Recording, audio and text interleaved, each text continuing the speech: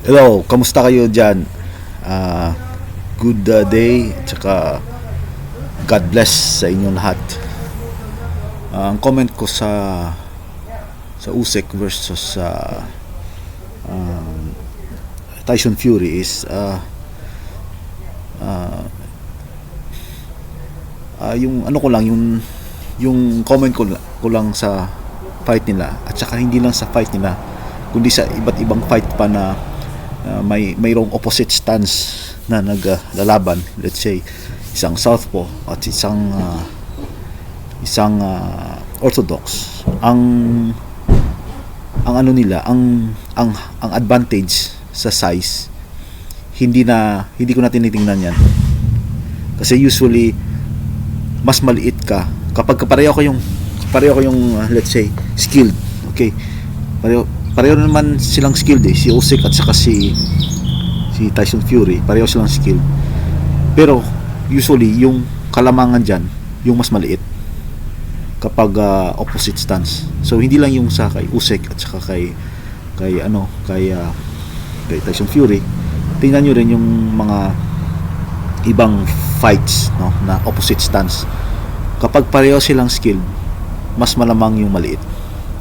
Kasi yung maliit is kalimbawa ikaw yung southpaw ka, tapos ikaw yung maliit. Kapag makikita mo yung kalaban sa ganyang angle, naging malaki siya. So mas malaki yung target mo. Ibig sabihin, mas makaikot ka sa kanya, mas makikita mo yung malaking target, at siya mismo mahirapan sa iyo kasi mas malikot ka. The same din yun kung yung southpaw malaki at saka yung orthodox maliit. So mas advantage naman yun sa maliit na orthodox kung parehas kayong skill level. Pero kapag syempre kapag yung malaki at saka mas magaling siya talaga, syempre siya yung mananalo. Pero kapag pareho kayong skill level, usually kapag southpaw versus orthodox, yung mas maliit yung mananalo usually talaga. Tingnan niyo sa mga fights na mga super fights, mga ganyan, yung mga liliit talaga yung nananalo when it comes sa boxing, ano. Pero this is not applicable sa mga parehas stance. Let's say parehas southpaw nag-aaway o parehas orthodox. Size matters talaga. So kung parehas sila orthodox or parehas sila southpaw tapos nag-aaway sila, kahit parehas pa sila na skills, ability, yung mananalo usually yung mas malaki. Just imagine yourself, kung gusto niyo talaga i-prove kung tama ako o mali. Just imagine yourself na you're standing in front of a person na opposite stance sa'yo, na mas malaki.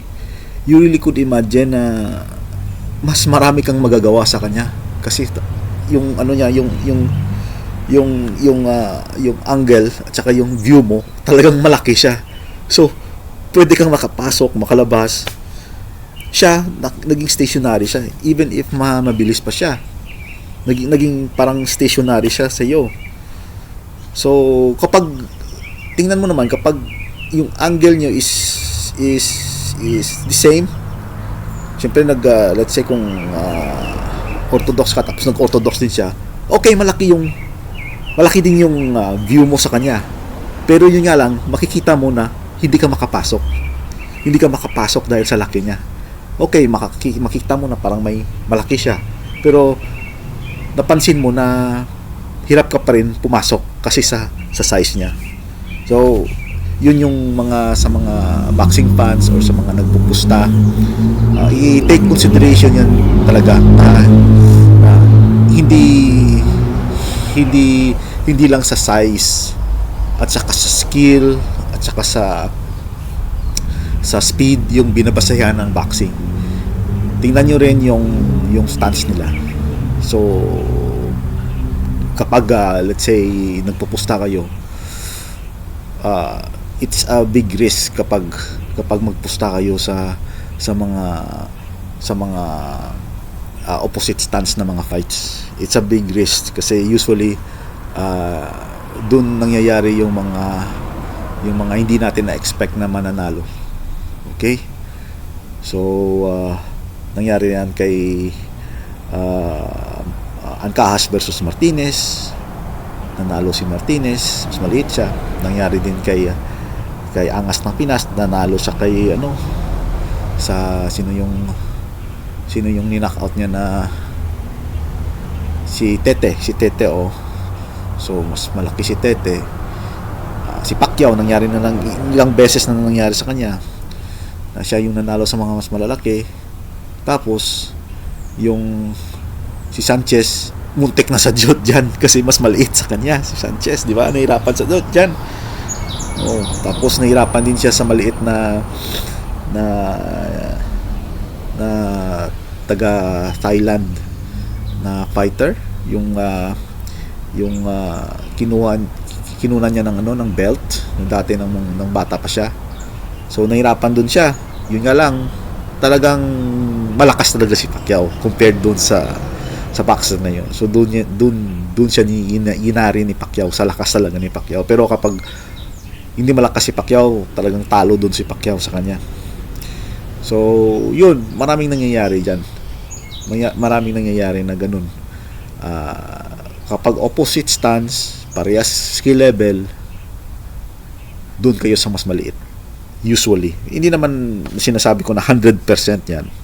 Pero malaking chance talaga na sa opposite stance, parehas skill level, parehas speed, na nanalo talaga yung mas maliit. Okay? Thank you for watching.